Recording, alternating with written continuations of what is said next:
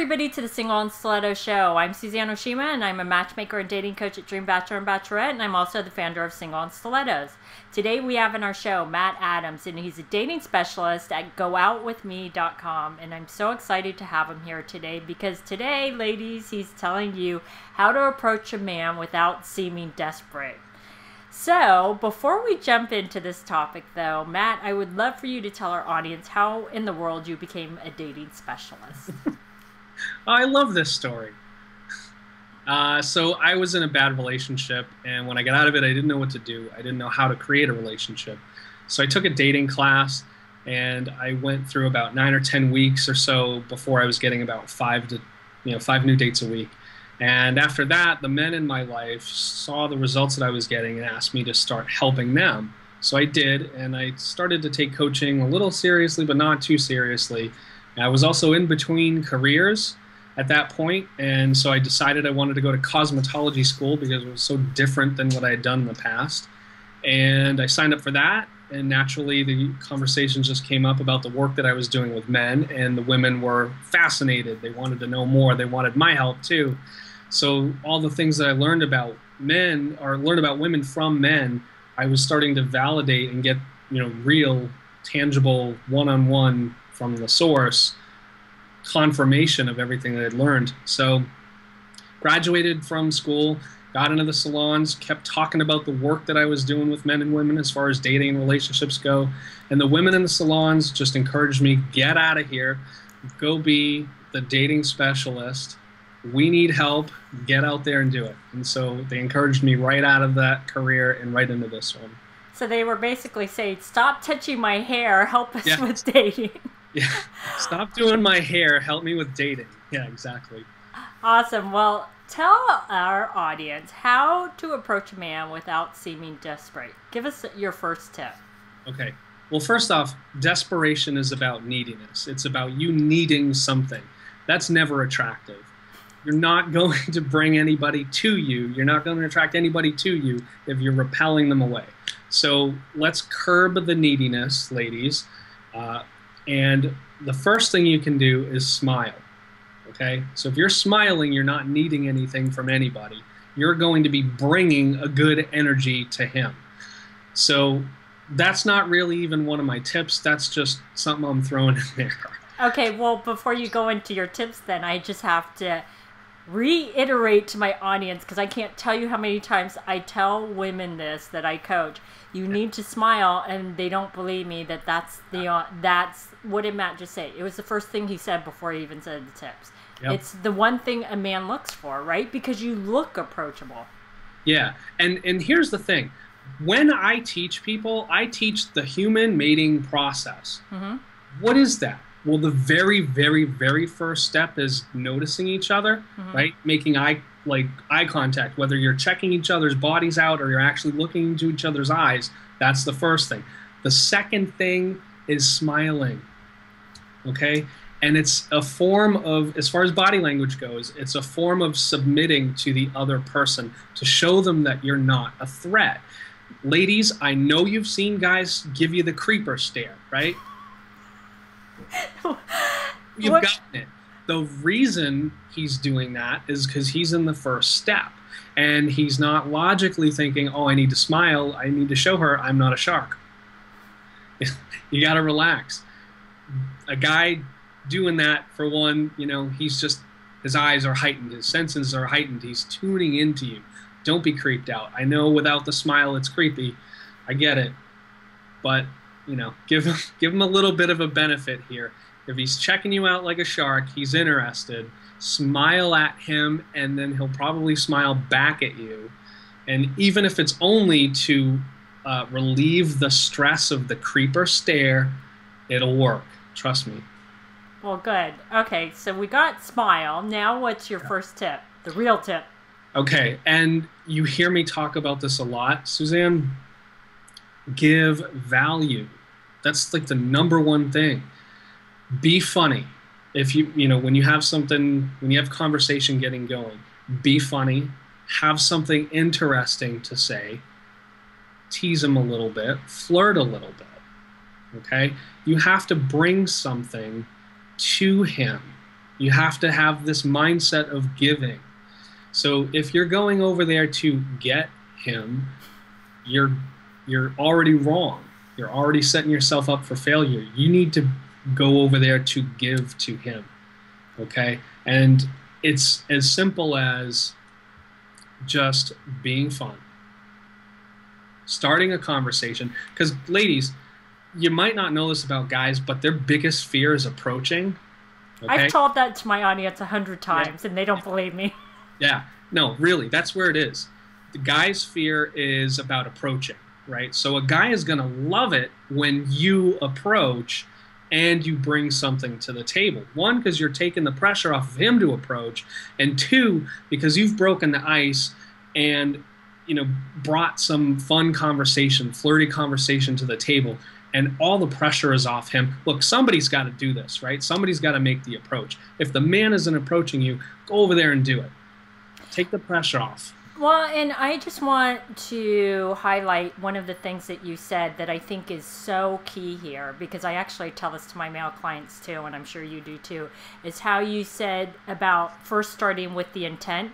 If you're going with the intent to get him, you're setting yourself up for failure. And I tell that to my male clients all the time, because I had these male clients always say to me, well, I see a beautiful woman and I want to go out on a date with her. And I'm like, you don't know anything about her. Your only intent should just be to get to know her and right. see if you want to go out on a date. And right. I was like, like you said, you're setting yourself up for failure. So your only intent should be, like Matt said. I think that's a great, great point, because it takes the pressure off. Yeah.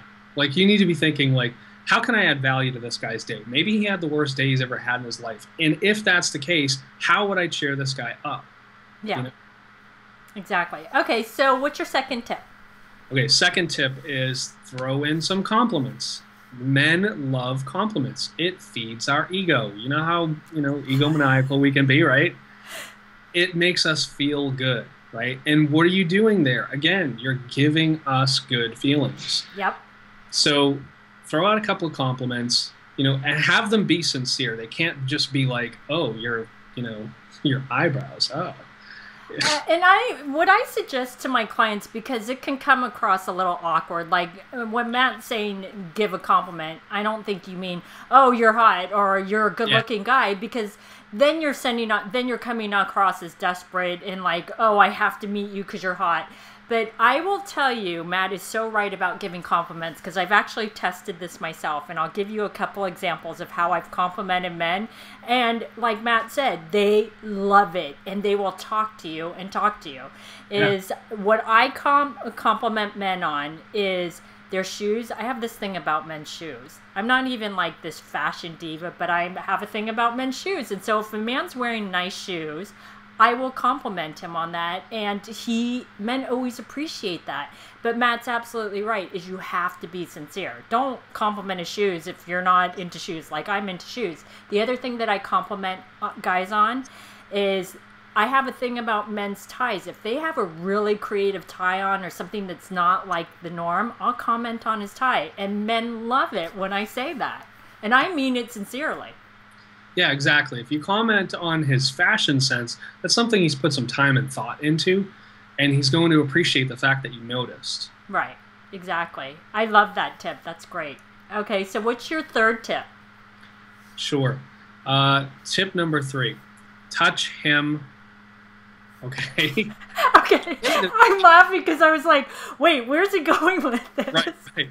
And I say this because people feel like there's a barrier there. Like, I don't want to do that because, it might come off weird. It only comes off weird if you're looking at where you're touching. Don't do that, okay? But what I mean is, again, back to the human mating process that I teach, touching is like the next phase of acceptance. Yeah. So typically mostly it starts with the woman accepting the man by touching his forearm, just something like this, right? That lets him know that you are accepting him into your space, that you are okay with him being there, that you are even welcoming him into your space even further. And from there, the next thing you can do is touch his triceps, which are kind of back here, right? So the reason you want to do that is, again, it goes back to the human mating process. You're looking for strength in a man. So if you touch him there, not only one, is it sensitive, he doesn't get touched there a whole lot. Two, you're going to be able to tell if he's strong or not. And if he is, you can compliment him on it. And again, that's a huge turn on for a guy if a woman tells him that, oh, you feel strong, like your muscles are well built. That's something he's put some time into at the gym, right? So, yeah. You know why I'm laughing? Because I hear what my audience is saying is they're like, what, really? I have to compliment him on his muscles? I'm laughing because Matt is so right. I can't tell you how many men like get really happy when a woman does that. It's really, really true. And also I can hear my audience saying, well, I feel weird touching a man that I just met.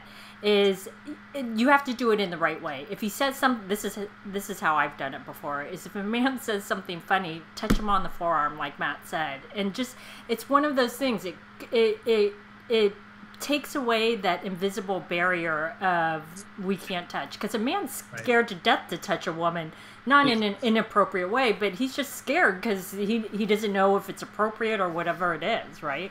Yeah, exactly. If the woman doesn't touch first, the man's afraid that he hasn't been accepted yet. Yeah. So let's get back to the fear about women touching men. You're afraid to do that because you probably haven't done it too much. You probably need a little bit of practice with that. That's what I'm telling the guys to do. Look, if women aren't touching you right away, then you need to start touching. And the way I teach it to guys is called social touching. It's the first phase of touching. You touch them socially with the back of your hand, with the front of your hand like this, anywhere on the arm and the exterior of the body, pretty much from shoulder to hand, that's acceptable socially. Back of the hand, again, you know, hand on the shoulder, that kind of thing, that's okay. That's social touching. While I'm on this, the next step of touching is being playful touching.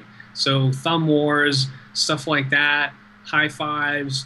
I do this, I hate to say this, but it's really fun. You ever do the 3 dots on the arm, and one of them is the blind mouse and can't see where it's going, so you're using a pen. I'm describing this poorly. And you're just drawing a squiggly line. She says stop, and you're like, okay. And then the second mouse is, you know, got 3 legs, and he can't run quite right, and so you take the pen and you just draw like a squiggly line. And then the third one is deaf. So when you just keep going with that, because she'll tell you to stop, but the mouse can't hear it. So, but those things are fun. Like anything that was acceptable in 2nd grade is fun to do in that playful phase. So, yeah. Awesome. Well, these have been some great tips. So, Matt, tell our audience how they can find you. Go to your web browser, okay, and go to gooutwithme.com. And you can check out all the work that I'm doing there. Awesome. Well, thanks everybody for joining us on the Single and Stiletto Show. Our show is available both in video format and podcast format. If you like to view the videos, you can go to singleandstilettos.com. And if you'd like to get the podcast, you can download it from iTunes. If you'd like to get our free ebook on the 3 secrets guaranteed to attract any man based on scientific research, you can click right here on the video, or you can go to singleandstilettos.com.